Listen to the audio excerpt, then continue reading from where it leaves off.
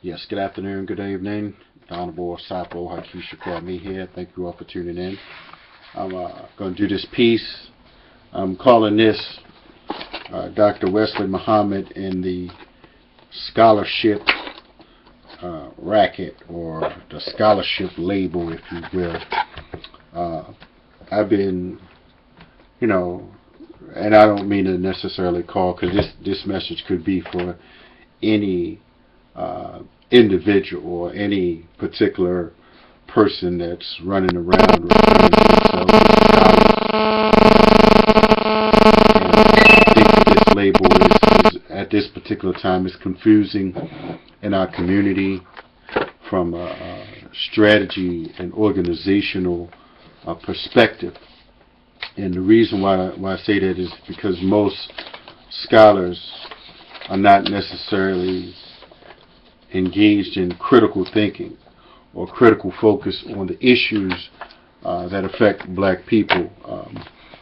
And this is what I appreciate even Dr. Kamau Kambone, who theorized and promoted the idea that we needed individuals to work and study on black issues. Now, Dr. Wesley Muhammad recently posted something about ghetto scholarship again.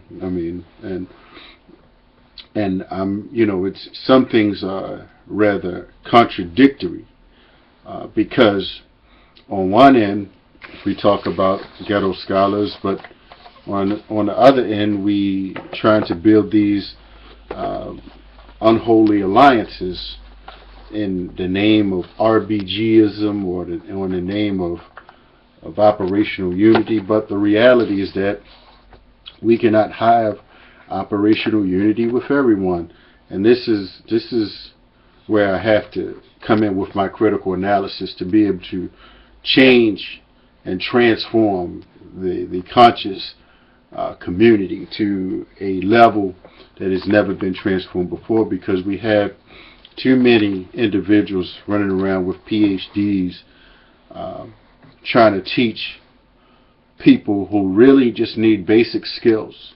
Trying to teach them deep ancient African spirituality, ancient African history, and how to read the hieroglyphs. And you have people showing up to these events, they coming from dialysis.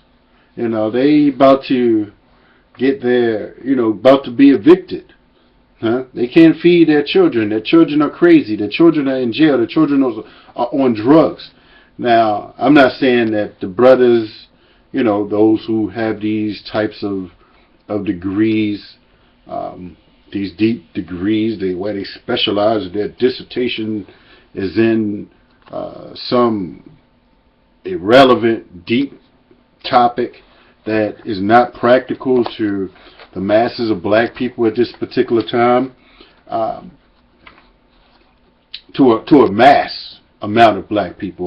Some black people are interested in theorizing and trying to develop these different ideas about the universe, and this is all fine and good, but the brothers that need it, if we're talking about nation building, if we're talking about community building and institution building, brothers that need that, they need to know this about survival. It's about keeping our brothers alive and free and preserving their future economic opportunity.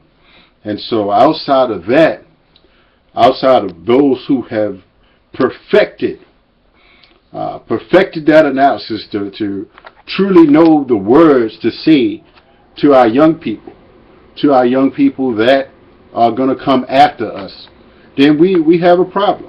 We're going to have a problem. And at this particular time, as one of the brothers mentioned, well, brother, why don't people know you? Because I've been playing my part, helping these other people, all these other doctors, and Dr. Baruti and Dr. Johnson, helping these other folk, being patient, demonstrating humility, see what each individual have to say, seeing what others bring to the table. And now I'm convinced that it's time that we need some new ideas. And unfortunately, until many of these individuals have heard my message, they're still going to miss certain pieces, because I'm the only one bringing all these things together, connecting the dots that some of the particular areas and people that need to be at the table going to bring to the table. And so, and the reality is, everybody not going to come, with the RBG flag represented. Some people just are there to work. They care about their children, they care about their health, they care about preservation and passing something on to their children. These are universal issues that we can work across various lines. But we cannot have people trying to make people feel like they less. And you have all the ignorant people who want to hear these big sounding words, but they walk away and their conditions never change, because the leaders, these scholars, are comfortable.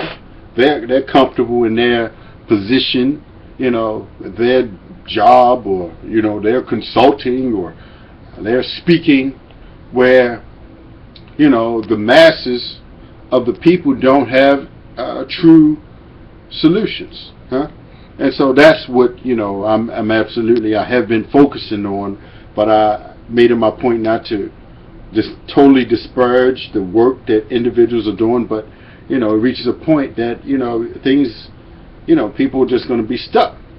And so, for instance, Dr. Wesley Muhammad, he recently was in New York with at the march and taking pictures with Sarah Seti, and Sarah Seti, he is on video talking about it's okay to do cocaine.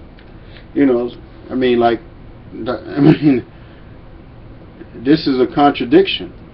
This is a contradiction of brothers, in leadership, and we have to be able to pull each other up. And I haven't seen, out of all the things that Umar and Dr. Wesley Muhammad and Polite talk about, none of them have addressed this particular issue. And this is more dangerous than most of these other intellectual debates that you all are having. Crack cocaine, chemical warfare in our community.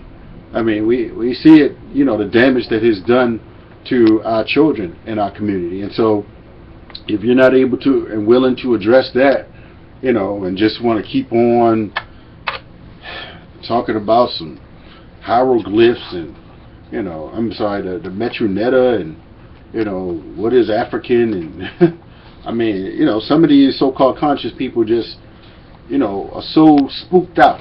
They want to run off into outer space and not do anything right now for our people, or don't know how to do anything, because they've been educated by the white man, on some level. They've spent their time, significant amount of their time, being taught certain things that are irrelevant to black empowerment and black liberation. And so, I can say that I have focused singularly on, of course, self-preservation, though also black consciousness and black empowerment. And so this is why, I have the proper strategies, the strategies that must be addressed, that must come out in public for the maximum empowerment of our people. So thank you. Peace.